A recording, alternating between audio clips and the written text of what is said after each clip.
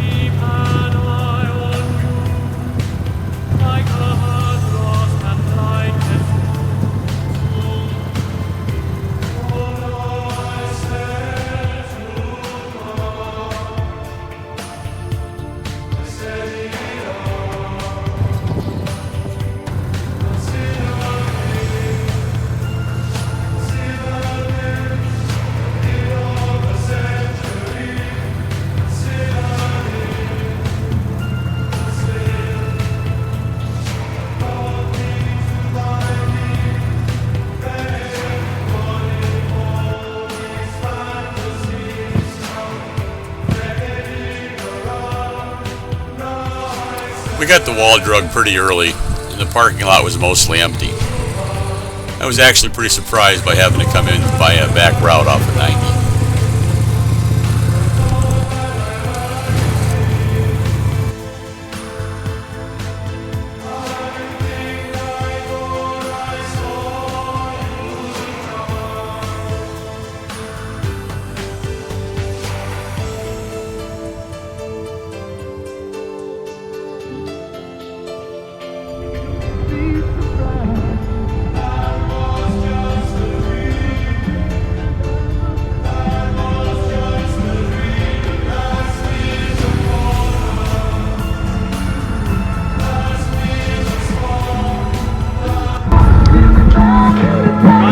Out, right? Yeah. This and the Carnival Palace are about the only things on this route that are touristy, you know.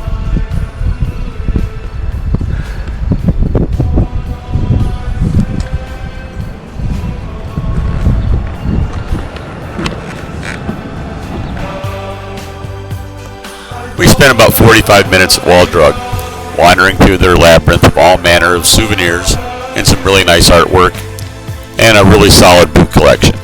We had coffee and a snack, picked up a few souvenirs, and then hit the road, heading east. Always east now.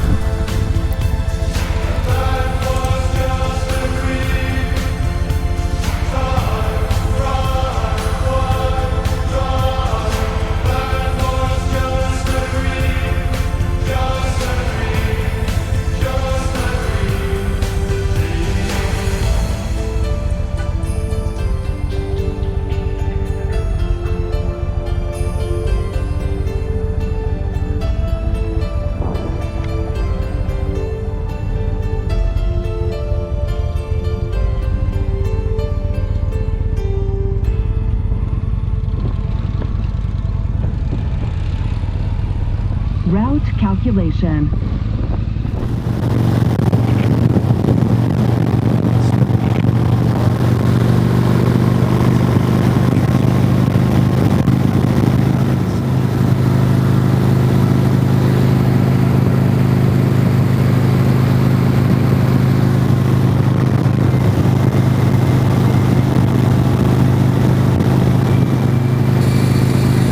A little over 2 hours later, and 153 miles from Wall, we crossed the mighty Missouri River at Chamberlain, South Dakota. One more significant passage on this trip.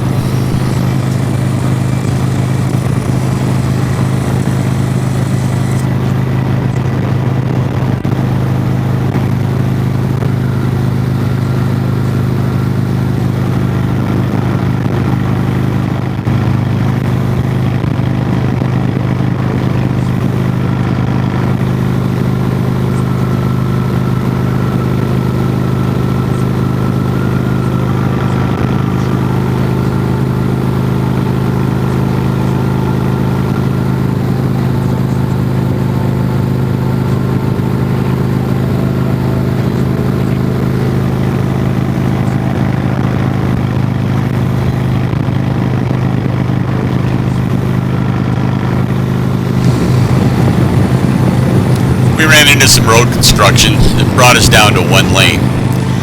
However, to be truthful, it had very little impact on our ride, barely slowing us down. We've been pretty lucky overall on this trip, running into very little serious traffic delays during our ride.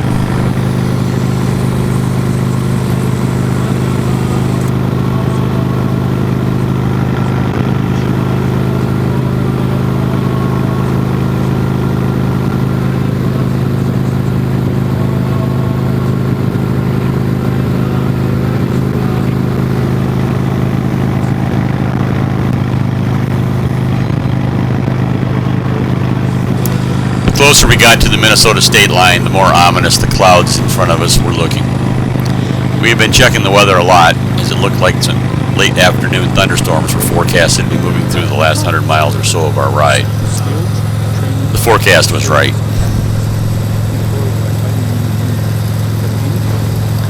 We could have stopped and put on rain gear, but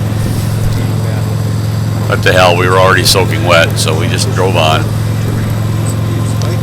By the time we got to the hotel, though, we were froze to the bone. But after a hot shower and some clean clothes, we were good to go.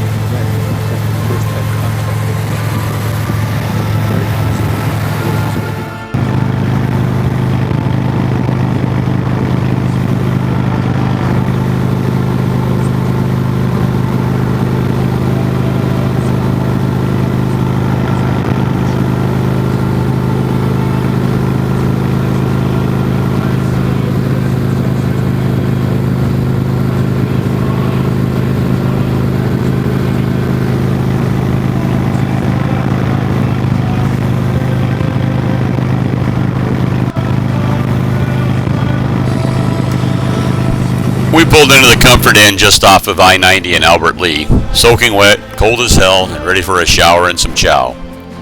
We had some good southern barbecue in the Viking restaurant next door to the hotel before we were done for the day. That night we had a bunch of other bikes parked by ours. I guess they wanted company.